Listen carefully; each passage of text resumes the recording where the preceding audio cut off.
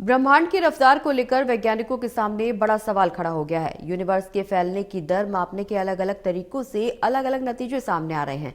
अब Tokyo university के वैज्ञानिकों ने एक नई तकनीक से इस रहस्य को और गहरा कर दिया, जिससे संकेत मिले हैं कि ब्रह्मांड हमारी सोच से कई ज्यादा जटिल हो सकता है। दरअसल ब्रह्मांड रहस्यों से भरा हुआ है। वैज्ञानिक हर दिन ब्रह्मांड के हर रहस्य को सुलझाने में लगे हुए हैं। इसी कड़ी में एक हैरान कर देने वाली बात सामने आई। दरअसल ब्रह्मांड लगातार फैल रहा है, ये बात वैज्ञानिक दशकों से जानते हैं।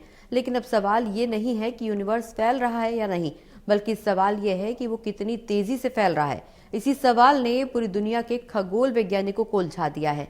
वजह ये कि ब्रह्मांड के फैलने की रफ्तार मापने के दो बड़े तरीकों से दो अलग अलग जवाब मिल रहे हैं। यही रहस्य अब और गहरा गया है। जापान की टोक्यो यूनिवर्सिटी के वैज्ञानिकों ने एक बिल्कुल नई और स्वतंत्र तकनीक से यूनिवर्स की एक्सपेक्टेशन रेट मापी है। इसके अलावा इस नई नजर से जो नतीजे सामने आए हैं, वो रिजल्ट इशारा कर रहे हैं कि शायद ब्रह्मांड हमारी अब तक की समझ से कई ज्यादा जटिल है। ब्रह्मांड के फैलने की दर को हबल कांस्टेंट कहा जाता है। ये बताता है कि हमसे जितनी दूर कोई आकाशगंगा है, वो उतनी तेजी से हमसे दूर जा रही है। अब तक वैज्ञानिकों के पास इसे मापने के दो मुख्य तरीके थे। पहला, पास की आकाशगंगाओं और सुपरनोवा के जरिए। दूसरा, बिग बैंग के बाद बची कॉस्मिक माइक्रोवेव बैकग्राउंड रेडिएशन के जरिए। समस्या तब शुरू हुई जब इन दोनों तरीकों से अलग अलग नतीजे मिलने लगे। इन दोनों के बीच का फर्क ही हबल टेंशन कहलाता है। ये फर्क मामूली नहीं है, क्योंकि अगर दोनों सही हैं तो इसका मतलब है कि भौतिकी के नियमों में ही कुछ नया छिपा है। टोक्यो यूनिवर्सिटी के वैज्ञानिक का कहना है कि एक तीसरा रास्ता अपनाया जाएगा। ये रास्ता पुराने तरीकों से पूरी तरह से अलग है।